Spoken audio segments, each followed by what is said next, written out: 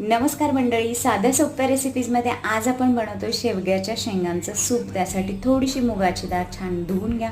त्यामध्ये 1 ग्लास पाणी घालूयात. स्वच्छ केलेल्या शेंगा, कांदा, टोमॅटो, गाजर आणि आलं तुमच्या आवडीनुसार घालून घ्या. कुकरला मस्त शिजवून घ्या आणि नंतर थंड झाल्यानंतर मिक्सरमध्ये ग्राइंड करून घ्या. त्यातल्या शेवग्याच्या शेंगा तेवढ्या आपण बाजूला काढून ठेवतोय.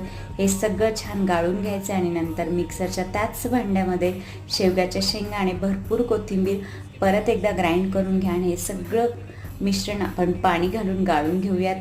आणि नंतर आपण ह्याच्यासाठी तडका बनवतो. त्यासाठी कढई तापत ठेवली. कढईमध्ये 1 चमचा साजूक तूप घालून घ्यायचे. थोडेसे जिरे परतून घेऊया. नंतर लसूण परतून घेऊया आणि त्यामध्ये आपण हळद आणि मिरी पावडर घालून घेऊयात. गाळून घेतलेलं सूप ॲड करा.